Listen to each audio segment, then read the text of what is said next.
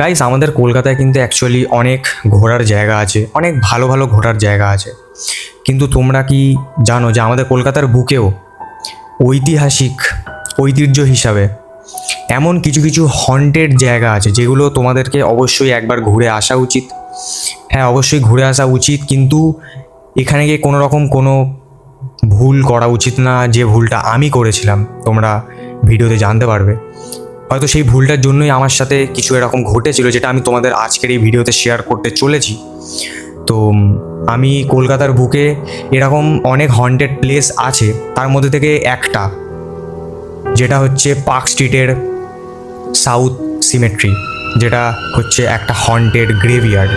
তো ওখানে আমি রিসেন্টলি ভিজিট করেছিলাম, আর সেই দিনকে আমার সাথে কি কি হয়েছিল আর আমি কি এমন ভুল করেছিলাম যেটার জন্য হয়তো এগুলো হয়েছিল, সেগুলো সব আজকের এই ভিডিওতে তোমরা জানতে পারবে। আর হ্যাঁ, আমি তোমাদেরকে ফটো প্রুফও দেখাবো।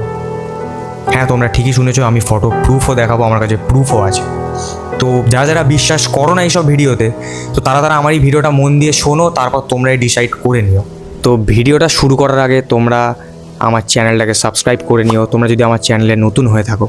আর তোমাদের যদি হরর এরকম স্টোরি শুনতে ভালো লাগে, তাহলে তো অবশ্যই তোমাদের আমার চ্যানেলটা সাবস্ক্রাইব করে নেওয়া উচিত। আর ভিডিওটা ভালো লাগলে অবশ্যই একটা লাইক দিয়ে দিও, নিজের ওপিনিয়ন কমেন্টে শেয়ার করে দিও। আর হ্যাঁ, অবশ্যই তোমার বন্ধুদের সাথে শেয়ার করে দিও, আর তাকে বলে দিও যে আমাদের কলকাতাতেও কী কী হয়, আর কী কী হতে পারে, আর কী কী জায়গা আছে। তো চলো বেশি সময় না নষ্ট করে মেন গল্পটার দিকে তাহলে যাওয়া যাক।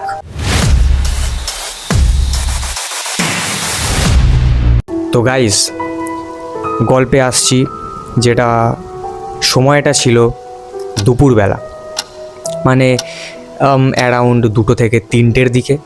তো আমরা 3জন বন্ধু মিলে ডিসাইড করি যে কলকাতার মোস্ট হন্টেড যেটা গ্রেভইয়ার্ড আছে, যেটা আমরা অনেকে সোশ্যাল মিডিয়ায় দেখেছি এর আগে, আর তার অনেক ব্যাক স্টোরি আমরা শুনেছিলাম। তো আমরা ভেবেছিলাম যে কোনো জায়গায় না গিয়ে এই জায়গাটাতেই যাওয়া যাক। তো আমরা ট্রেনে উঠে পড়লাম, তারপর মেট্রো, তারপর পার্ক স্ট্রিট নামলাম। আর এখান থেকে একদম হাঁটা পথে 12 থেকে 13 মিনিট হেঁটে আমরা পৌঁছে গেলাম সেই সাউথ পার্ক স্ট্রিট সিমেট্রির সামনে একদম।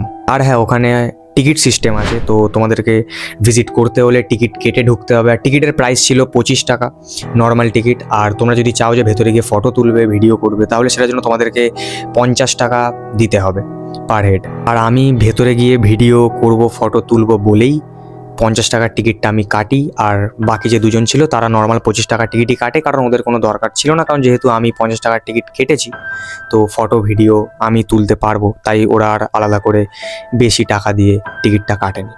তো তারপর আমরা ফাইনালি ঢুকে পড়ি গ্রেভইয়ার্ডের মধ্যে। আর ঢুকে সত্যি কথা বলতে খুবই সুন্দর লাগছিল জায়গাটা, খুবই সুন্দর লাগছিল, আর খুবই একটা পিসফুল একটা জায়গা।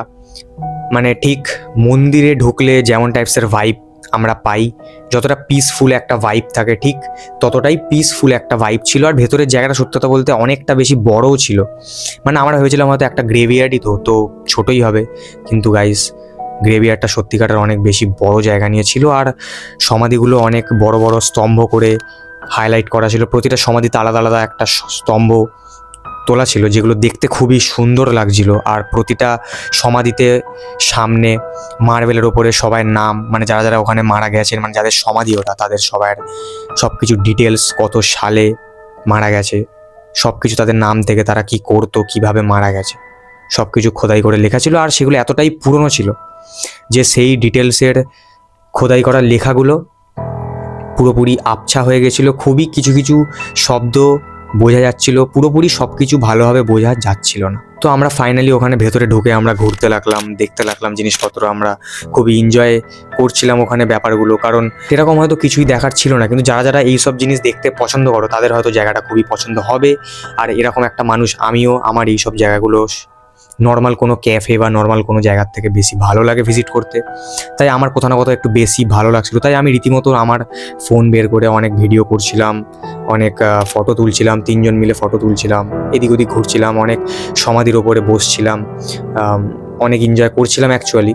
তো জিনিসপত্র তো খুবই সাধারণই চলছিল, আমরা অনেক কিছু দেখছিলাম, অনেক নানা রকম, অনেক এমনকি অনেক ফেমাস ব্যক্তির পর্যন্ত ওইখানে সমাধি ছিল, যেমন হেনরি লুই ডিরোজিও, তোমরা হয়তো সবাই নাম শুনেছো অবশ্যই এনার। আর গাইস, তোমাদেরকে একটা কথা আমি বলতে চাই, যেটা হচ্ছে তোমরা যদি এরকম কোনো হন্টেড কোনো জায়গা যদি ভিজিট করো, তাহলে তোমরা কখনো তোমাদের ব্যাগের মধ্যে বা তোমাদের সাথে করে কোনো রকম কোনো খাবার, কোনো আইটেম তোমরা ওখানটায় নিয়ে যাওয়াটা অ্যাভয়েড করবে অবশ্যই।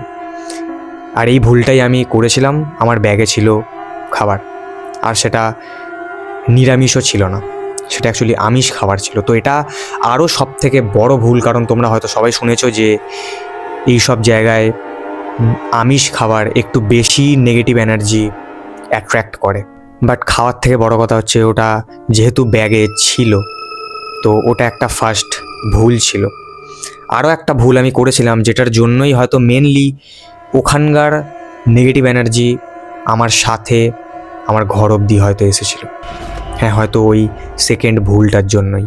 বাট আমরা এই যে এত ছবি তুলছিলাম, এত ভিডিও করছিলাম, তো যখন আমরা ওখান থেকে বাড়ি চলে আসি, তখন আমি নর্মালি আমার সোশ্যাল মিডিয়া ওগুলো পোস্ট করবো বলে নর্মাল ছবিগুলো আমি ঘাঁটাঘাঁটি করছিলাম।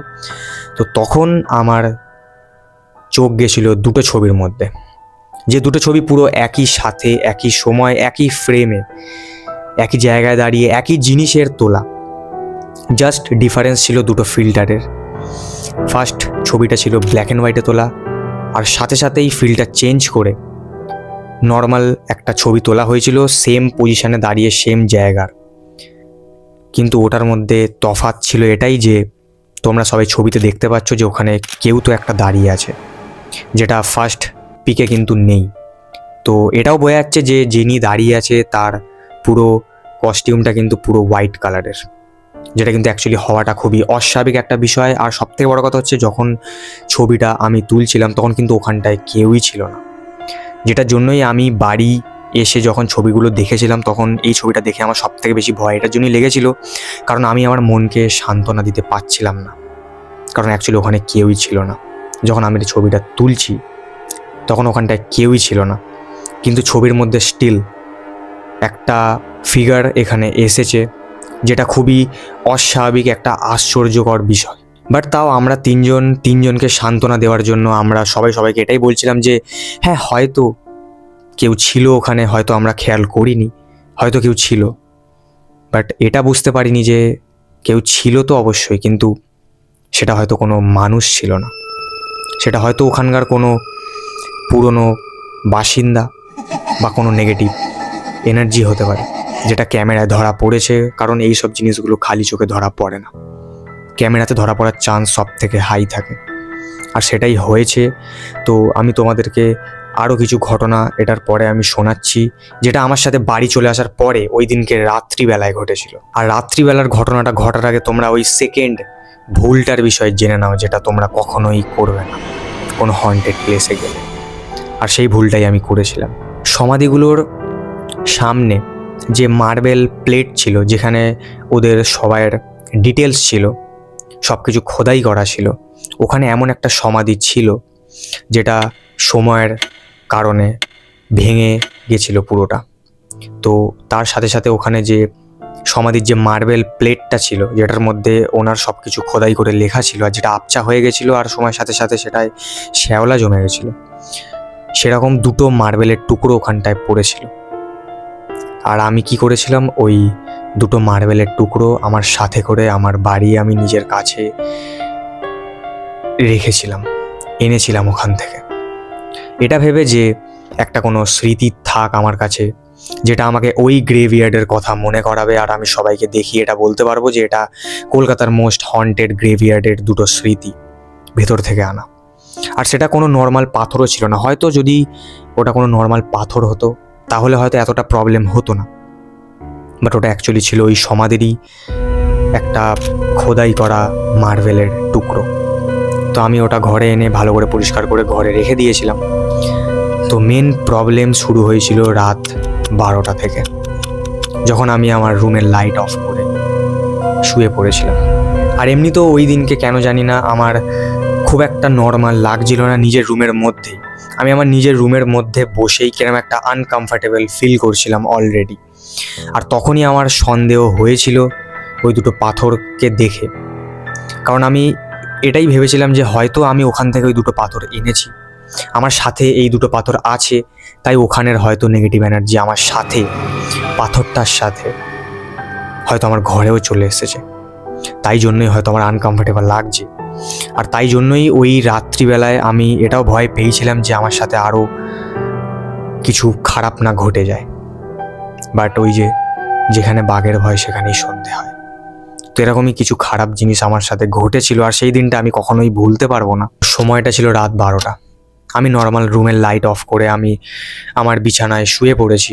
তো তখন আমি শুনতে পাচ্ছি আমার বারান্দা থেকে কিছু এমন শব্দ আসছে যেগুলো আসার কথা নয়, কারণ বারান্দায় কেউই ছিল না, আর ওই ঘরে আমার মা বাবা ঘুমিয়েছিল।